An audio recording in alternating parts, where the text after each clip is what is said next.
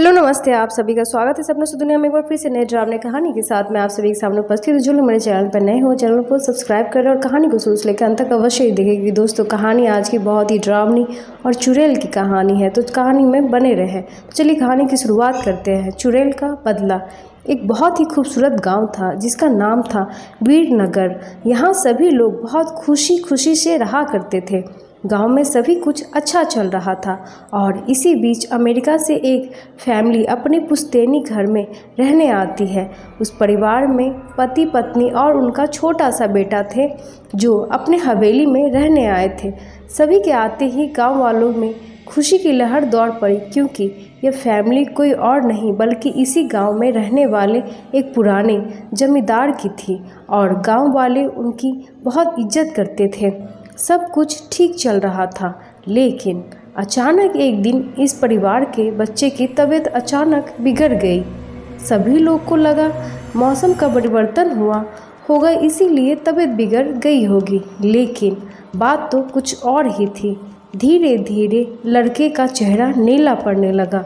आनन फानन में परिवार ने डॉक्टर को बुलाया और डॉक्टर को भी कुछ समझ नहीं आया तो उसने पास में ही बने एक हॉस्पिटल में उन्हें स्वास्थ्य परीक्षण के लिए आमंत्रित किया ताकि बच्चे की बीमारी का पता लगाया जा सके। परिवार ने डॉक्टर की सलाह अनुसार हॉस्पिटल जाना जरूरी समझा। सारे परीक्षण होने के बाद भी कुछ नहीं हासिल हुआ। जैसे ही सारा परिवार गांव पहुंचा तो गांव के कुछ बुजुर्ग ने बच्चे की हालत देखकर उन्हें ओझा के पास जाने को कहा। आज भी गांव में पुराने रीति रिवाज के अनुसार झाड़ फूंक करके इलाज करने की प्रथा कायम है। परिवार सभी सदस्य बच्चों के लिए ओझा के पास भी जाने को तैयार हो गए। गांव के पास ही पहाड़ी में एक बाबा रहते थे जो कि काली विद्या में भी माहिर थे। जैसे ही उनके आश्रम की सीढ़ियों में वो बच्चा अपने परिवार के साथ पहुंचा तो ओझा जोर जोर से चिल्लाने लगा, तू क्यों आई है? इतने बरसों के बाद भी तेरा बदला शांत नहीं हुआ। यह सब सुनकर बच्चे के माता पिता और गांव वाले दहशत में आ गए।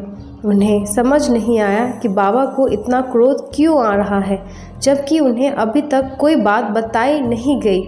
लेकिन बाबा तो काली माया में प्रांगत थे, इस वजह से उन्हें रूहानी ताकतों को पहचानना आता था। सभी लोगों ने आश्रम में प्रवेश किया, लेकिन बाबा ने केवल उस बच्चे को पास आने को कहा।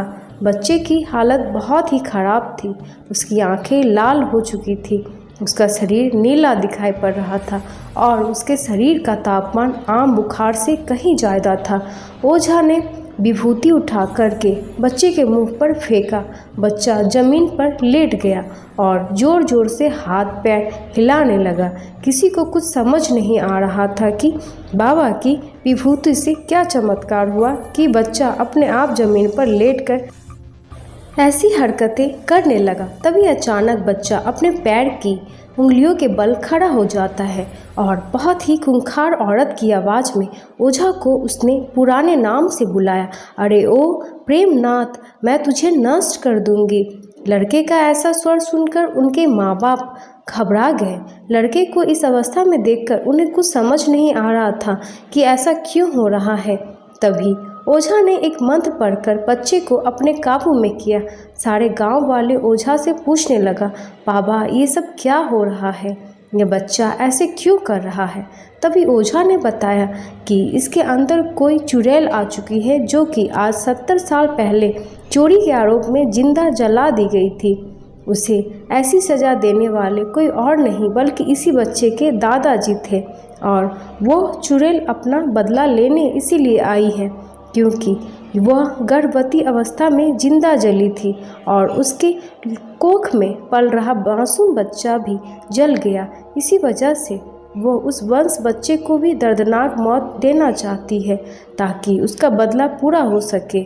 ये सारी कहानी जानने के बाद उसके परिवार वाले ओझा के सामने गिड़गिड़ाने लगे और अपने बच्चे की जान की भीख मांगने लगे।